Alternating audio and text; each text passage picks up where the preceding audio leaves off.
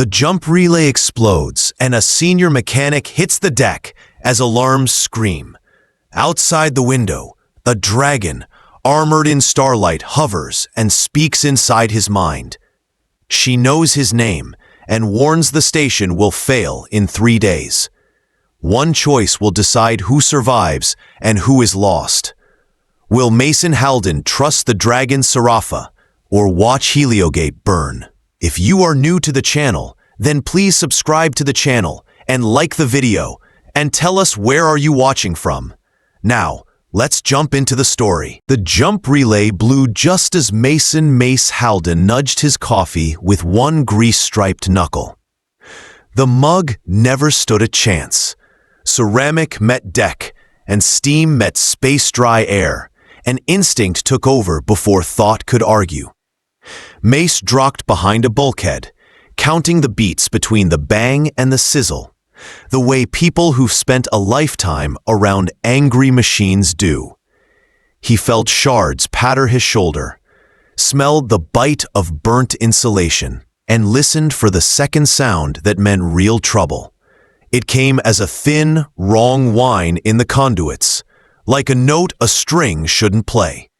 He swore under his breath and stood, brushing gray dust from his coveralls.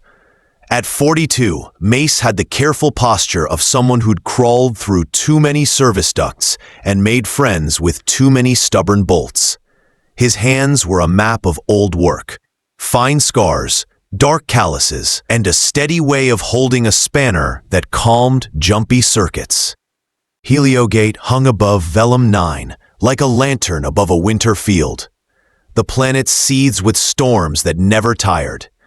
Miners loved the rare elements buried beneath that ice, but no one talked about settling there. The station kept the ore moving, and the researchers fed. Mace kept the station breathing. Maintenance, status, crackled Chief Engineer Ana Mendez over comms. Her voice always sounded like she was walking faster than everyone else. Old relay threw a fit. Mace said, checking the rack. It didn't just fail, Chief. It kicked. Hard. Felt like it had help. We don't have budget for help, Halden, Ana replied, though he could hear her worry tuck in under the words. Can you isolate and stabilize? Not without a new assembly. This one's useful as a chocolate screwdriver. He paused, tracing a melted edge. And Chief, this pattern isn't normal fatigue. A tone cut him off. Proximity alert! He glanced at the wall screen and forgot the mess in front of him. Something was coming in fast. No transponder. Trajectory. Straight up from the planet's far north. Control, you watching this? He asked. Already tracking, Ana said, voice going clipped. Non-essential personnel to secure zones. Security, stage 3. Halden, away from glass. Mace didn't move away from the glass. He walked toward the observation ring. Curiosity tugging harder than fear, he pressed his greasy palm to the cold pane and saw what stories had promised and scanners had denied. A dragon, armor bright as frost. Silver and blue slid over its scales, like starlight on moving water. Wings spread wider than a shuttle bay stretched. Beat once, twice, and then the creature hovered outside the ring with impossible ease. Etchings shone in the plates it wore, patterns old and clever at once.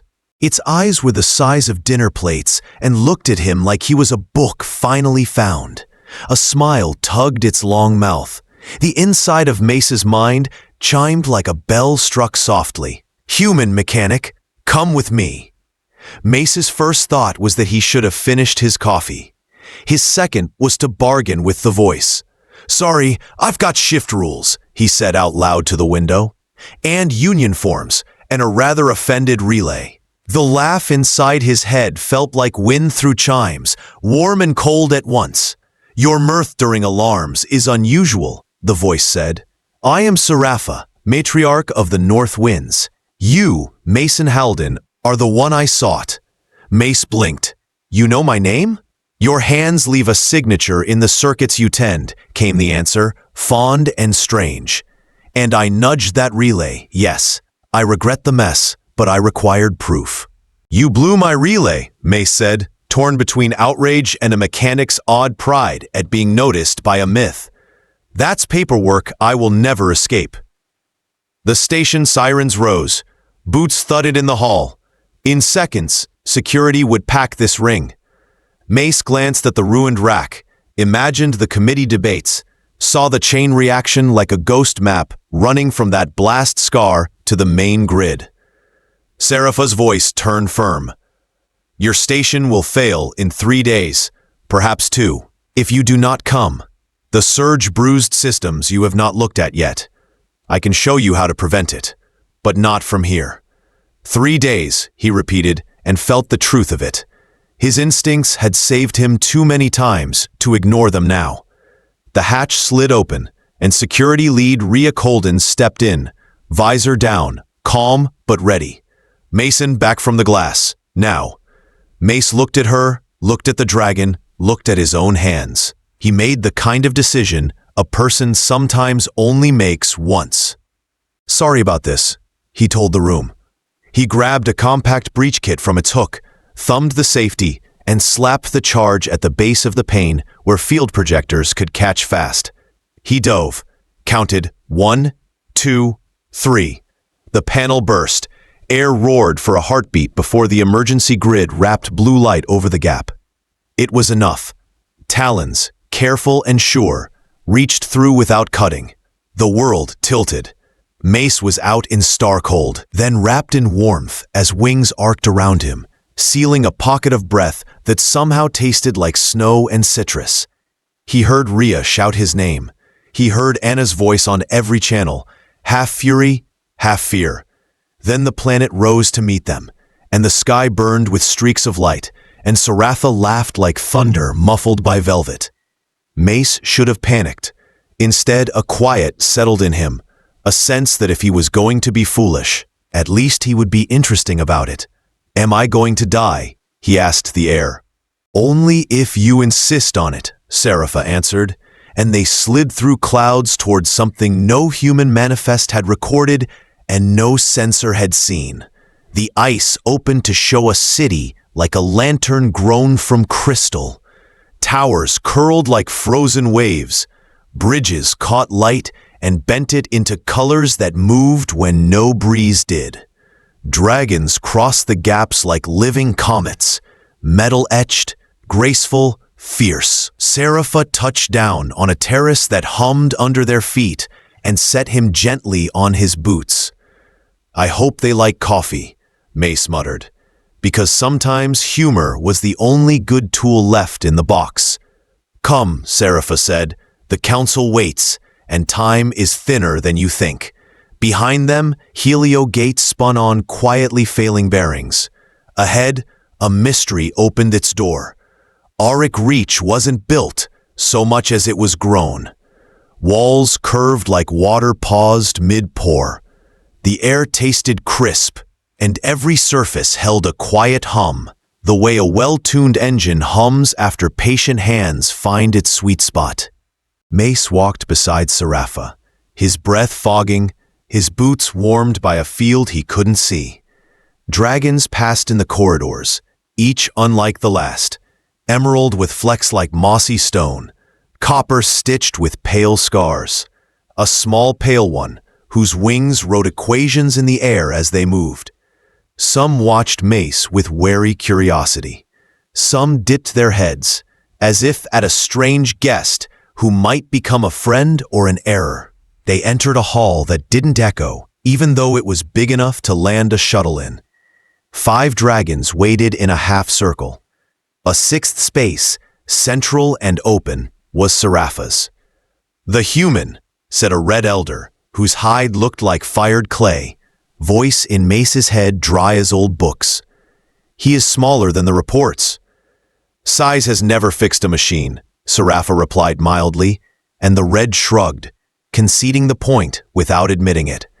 Mace lifted a hand. Mason Halden. Most folks call me Mace. I fix things. Elder Carmine, said the red. A scar along his cheek caught the light. We have things that do not wish to be fixed. On the far side, an onyx dragon turned a slow gaze toward Mace. His plates were black glass, edges sharp, eyes like ember chips. "Nightcrag," he said, and nothing in the way he said his name invited further talk. Serapha indicated a slender, blue-gray dragon with gentle eyes. "Cell Durain," she said, and Mace felt a soft nod in his mind, like meeting a good teacher. Serapha lowered her head until her gaze met Mace's. "We are ill," she said simply. "Long ago, we pursued a clean pattern in our blood, a perfect thread with no knots. We smoothed until nothing new could catch. Now the thread frays." Selderain lifted a wing, and light formed in the air. A double spiral, not quite like human diagrams, with places that flickered as if shy. "Our code falls quiet in the same places," she said. "Hatchlings fade. Those who survive lack the spark that binds mind to what?" Mace studied the spiral. He didn't know the language, but he knew the look of repeating failure. "You locked out change," he murmured, "and now change is the only fix." Serapha's eyes softened. "You understand." "I understand stubborn machines and proud designers," Mace said, scratching his jaw. "And I understand that every good fix begins with a clear promise about how we work together." "Conditions," snorted Nightcrag, like the word was sour. "Ethics," Mace answered, calm. "First, my station gets help. No deaths because you needed me fast. Second, no closed doors. I don't work blind. Third, no coercion. If you believe a union of our kinds is part of the answer, it happens only with full choice and full care. No labs forcing anyone. No lists and lotteries. People first." Elder Carmine's tail tip tapped once, as if against an old rhythm. "He speaks like a builder. I approve." Nightcrag's gaze was a blade. "I do not. Our line stands. We do not mix. We end as we began, pure." Serapha lifted a talon, and the hall's air settled. "We will not decide by one voice," she said. To Mace, "We tested for those who can cross minds. 1 in 10 million among your people can do what you can. You are a conductor. You feel living patterns and mechanical ones as kin. That bridge is how our instruments listen to you and you to them." She reached and touched his brow. Light as breath, the world poured in, currents inside bodies, soft thunder under scales, a lattice of thought like a river with many branches. Mace felt the shape of the hall, not with his eyes, but with nerves, as if someone had handed him a diagram in touch. He staggered, smiling despite himself. "You could have warned me," he said. Serapha's mind voice warmed. Warning, it seems, would not have helped. "Now you know why we asked." Selderain dimmed the spiral and replaced it with cascades of models. "We keep trying," she said, "but our code won't accept repair. It throws every patch." Mace stepped toward the light. "You need new material, not just a patch, a template that isn't tired, a pattern that likes to talk to yours." "We searched," Carmine said. "We court many genomes. None hold." Serapha looked at Mace the way an engineer looks at a tool that might finally fit. "Preliminary harmonics with human patterns are different. Where our code fades, yours hums. Where ours hums, yours rests. The two together might sing instead of cancel." Nightcrag's claws clicked on the crystal. "This is blasphemy dressed as music." "Or medicine dressed as a new song," Selderain said softly. Mace lifted both hands. "Easy. I'm no priest, I'm a fixer. I can build a safe rig to test resonance without risking anyone. If the data keeps saying yes, we still go slow. We still choose people over proof." Serapha inclined her head. "And your station? We start now," Mace said. "Schematics, warnings, step-down procedures. Your minds can reach my chief. Tell her the path. She will listen once she is done swearing." Serapha's laugh touched the hall, and even Carmine smiled. "Consider it done." Mace looked back at the failing spiral. He thought of Helio Gate, of tired crews and older parts doing their best. He thought of the Dragon City breathing under ice. Then he breathed in once, like stepping into a cold morning. "All right," he said. "Show me your tools. I'll show you mine." What followed blurred into days that felt like hours. Living consoles shaped themselves to his hands. When he put a probe against a panel, it pulsed like a heartbeat and fed him steady streams of friendly numbers. Selderain taught with patience, and Mace taught back, naming things with plain words until dragons repeated them, and the words felt like shared jokes. Elder Carmine listened and argued in good faith. Nightcrag watched from shadows. No light seemed to want. Tests sang. Models agreed. Human and dragon code liked holding hands, not fighting. Mace sent the stabilization plan to Anna. The moment the message slipped away, relief broke over him like warmth after frost. Helio Gate would live. Serapha found him staring up at a ceiling that glowed like dawn through sea ice. "You look tired," she said. "I'm fine," he answered. Which meant he was not. Just thinking about how a simple fix turned into a door. "Most good doors are simple," she said, "and open to more rooms than you expect." Nightcrag's shadow rippled in a distant archway. Choices were coming. The city listened. The first rally formed at the mid-spires, where bridges met in a star. Nightcrag spoke with a voice that hit like a drum. "Keep the old ways. Do not bend." Some dragons bowed their heads because fear is an old language and simple to remember. Others stood to the side, eyes troubled, because change asks for courage on a day people expected to be ordinary. Mace didn't argue from a podium. He built. He sketched a resonance rig on a slate, and Selderain added curves he wouldn't have dreamed. Together they grew a frame out of living crystal and human carbon strands. The rig didn't look like a machine. It looked like a harp someone forgot to invent until now. "This will let bodies meet halfway," Cell said. "Tone the soft of a clinic. No force, all permission. If anything feels wrong, we stop." "Good," Mace said, "because right is the only reason to keep going." Serapha watched from a high curve, her eyes bright. When she came down, she stood close without crowding him. Their minds brushed, and he realized they both worried in the same quiet way, by listing risks and then making careful plans. Nightcrag arrived with supporters in armor dark as basalt. "You will not humiliate us with tricks," he said. "Size is not a point. Blood is not a toy." "There's no trick," Mace replied. "Just physics I barely understand and a promise to listen to the first warning." Elder Carmine glanced at Serapha. "Matriarch, do you consent to this test?" "I do," she said steady. To Mace, more gently. "And do you?" He tried to laugh and almost did. "I'm here, aren't I?" He stepped into the rig. The harp-like struts shimmered with waiting energy.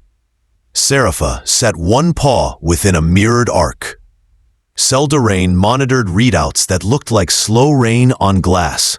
The city's hum found a new note. "Breathe," Cell said. Mace breathed. Serapha breathed. The rig sang at the edge of hearing, like ice shifting on a lake at night.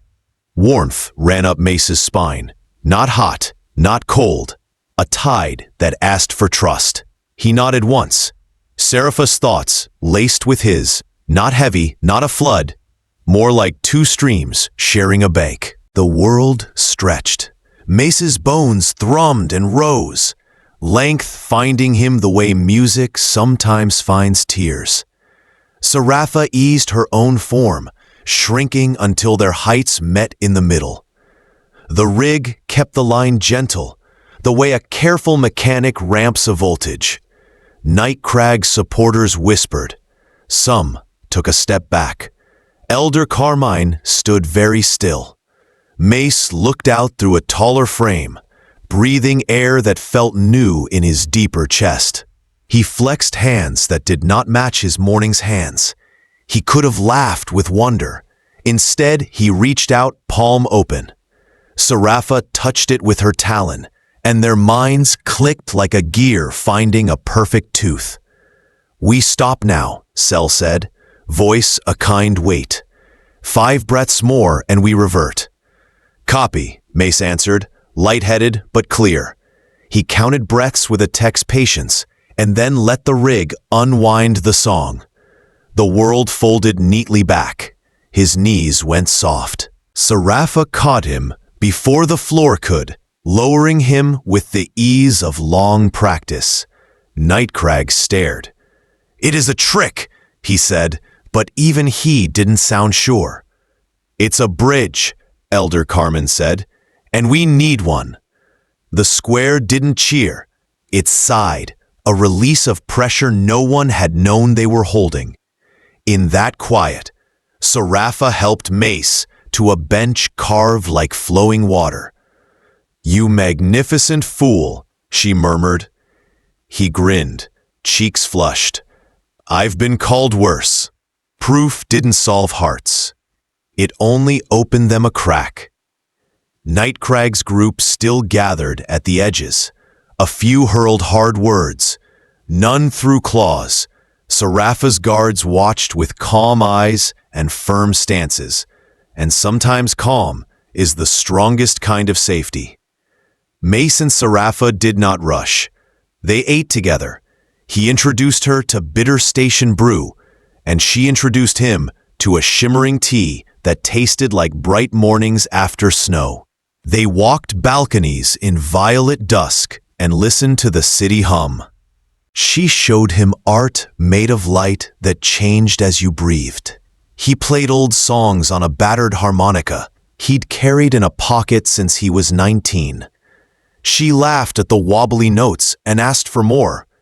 He told childhood stories of a tiny workshop under a dome where dust glittered in sunbeams. She told of burly flights over glaciers when sky and ground were mirrors arguing about who was brighter. Trust arrived the way dawn does, first as hint and then as color you can't pretend not to see. When at last they chose to bring life into the world, it wasn't a project, it was a promise, spoken softly, with the doors closed and the rig asleep. The city glowed brighter that night, but maybe that was only how memory records joy. They did not make an announcement. They told those who needed to know. Cell Dorraine, Elder Carmine, Anna Mendez on a secure channel, and everyone else learned the way people do, from the way 2 figures stood closer and smiled in the same rhythm. Not every voice turned kind. A small circle within Nightcrag's faction began seeking ways to stop what had already begun. They whispered in cold corridors about purity and endings. 1 or 2 reached towards sabotage with hands that shook. Rhea Colden and her joint team from Heliogate and Auric Reach caught the rumors early and set quiet watches. When fear prowls, good people keep the lamps lit. Mace slept badly the night before the first sign. Seraph awoke with a soft sound that held equal parts awe and surprise. "Listen," she said, and placed his hand against her side. He felt a pulse that wasn't hers and wasn't his, a twin rhythm like 2 small birds tapping at the shell of a new world. "2," he whispered, and the word turned the room into a yes. Outside, the city adjusted its tune, as if making space. Dragon eggs, it turned out, were stories you could hold. Serapha laid two, on a bed of woven warmth where living filaments glowed like banked coals. One shell shimmered with soft gold edges where silver met blue. The other held deeper hues, as if a night sky had been taught to smile. Both pulsed in time with the city. Cell Durain and a mixed team built an incubator that married care from both worlds. Human sensors read tiny shifts and sang them to crystal conduits, which answered with heat and lullaby light. Mace crawled under the frame twice a day to tighten, polish, and listen, the way a parent listens to the house when a new baby is expected, alert for creaks, ready with fixes and gentle hands. Nightcrag's hardest circle made one last try. At dawn, two figures slipped toward the incubation chamber with a packet of disruptors meant to scramble the harmony. They ran into Rhea Colden instead. The security lead didn't shout. She simply stepped into the pool of early light, tilted her head, and said, "We all want a future," with such steady calm that both figures sat down and began to cry. The packet never reached a switch. Days lengthened. The station above stabilized under Anna's brisk leadership, assisted by Serapha's mental notes that saved her a dozen headaches a day. A cautious convoy began running between Helio Gate and Auric Reach. Crates of tools crossed paths with bundles of art. Laughter rode along on both. On hatching morning, clouds stood high and thin over the city, and the light through them turned every edge gentle. Dragons filled the great hall's tiers, quiet as snowfall. A small row of human chairs, built by patient claws, copying a picture Mace had drawn, stood near the nest. Anna arrived with smudges on her sleeves and a spare grin. Elder Carmine settled along the left curve, his great head tipped as if listening for something only old ears catch. The first egg cracked along a glowing seam. A tiny sound, surprised and brave, slipped out between breaths. The shell parted like opening hands. The hatchling tumbled into Serapha's waiting forelegs. Soft-scaled, bright-eyed, a blend of warm brown and winter silver, with not quite wings that flickered as streams of light until they settled into delicate membranes. When the small mouth opened to complain about the cool air, a few sparks twinkled, no hotter than joy. Mace laughed and then cried, and then laughed again, because sometimes a heart only knows one path to another, and that path is tears. The second egg answered moments later. Its shell did not crack so much as it unfurled, sections folding like petals. The hatchling who rolled free had heavier wings with clever little fingers at the joints and eyes that changed shade with every blink. When it stretched, a faint frost traced the air and then vanished with a happy squeak. "Hello," Mace said, voice soft and cracked, in the best way. Serapha's gaze shone. Old sorrow washed clean by a present that hadn't existed yesterday. Elder Carmine, who'd seen more seasons than anyone cared to count, whispered in minds and air at once, "We are not ending," and the hall breathed again. News travels faster than light when the news is hope. Heliogate set up a channel that never quite turned off. Miners in warm gloves wiped their eyes on sleeves. Children under domes pointed at screens and made drawings with too many colors and not enough room. The first diplomats arrived with careful phrases and full pockets.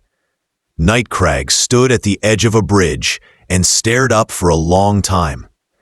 When he turned away, he didn't speak against the hatchlings again. The twins grew with the busy speed of bright minds. They learned games from both sides.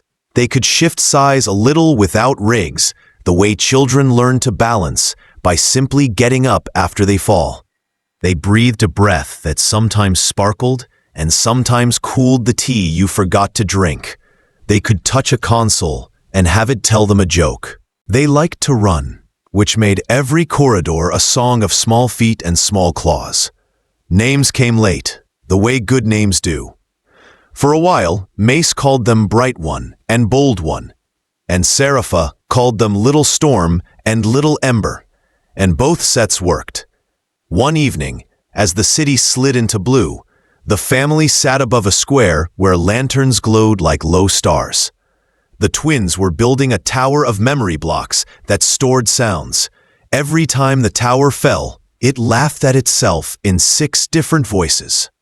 "We need names that grow with them," Serapha said. "Something that means they bring light and roots." Mace nodded, thinking of lamps in workrooms and the strong stems that hold hill grass against wind. "Lumen," he said, for the firstborn, whose gaze seemed to invent new brightness. "And Bracken," he added, for the second, who loved the edges of paths and always found the way back. Serapha tasted the sounds. Lumen and Bracken, she agreed, and the names settled like a good cloak across small shoulders. Peace never means everything is easy. It means people choose a rope and pull together when the hill is steep. Helio Gate and Auric Reach became a single project, a place where humans and dragons, and soon, hybrids compared notes and argued kindly. Ships grew that could think about the roads between stars. Clinics learned to treat broken wing and sprained wrist in the same room. The twins and other little ones formed the first chorus that could talk to machines and birds at once. One afternoon, curious minds did what curious minds do. Lumen and Bracken found a maintenance hatch and a panel that hummed a friendly song. They answered in harmonics, as if saying hello to a new friend.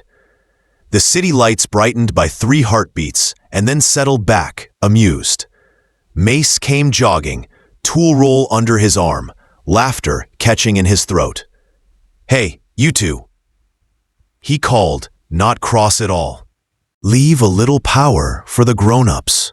Serapha followed at a calm pace, her smile like a quiet fire. "They're not breaking anything," she said. "They're promising to take care of it one day." Mace crouched, tightening a latch, the old contentment of a good fix in his fingers. "Promises I can work with," he said. The twins giggled, all bells and tiny rumbles, and darted off, leaving him with a panel that now hummed in a happier key. They stood together at the rail above the square. Below, markets had sprung up with cloth and crystal and tools no one had names for yet. Above, Helio Gate shone like a patient star with a stronger heartbeat. Between, bridges caught the wind and made it sing. "When I woke up to fix one cranky relay," Mace said, "I didn't have parent of tiny miracle people on my checklist." "You forgot to add builder of futures to the bottom," Serapha replied, leaning into him, her warmth the kind that outlasts winter. "We both did." "No regrets?" he asked, though he knew the answer by heart. "Only the small regret that we haven't taught them to clean their own snack dishes," she teased. He laughed. "I can engineer that. Just give me a week and a mild bribe." The twins whisked past again, leaving a trail of harmless, glittering static that made the lanterns blink as if winking. Mace lifted his toolkit like a toast. Serapha touched her brow to his, a gesture that had become home. In the city that grew out of ice and patience, where a mechanic's steady hands met a queen's brave heart, where 2 tiny lives changed the math of endings into beginnings, the future didn't arrive all at once. It arrived the way all good futures do, through small fixes, kept promises, and laughter that knows which corridor to run down. And when night settled soft and lamps came up like stars the city had borrowed, Lumen and Bracken curled under their mother's wing with a screwdriver handle clutched in one little fist and a glowing pebble in the other, and the whole world felt like a vow everyone intended to keep.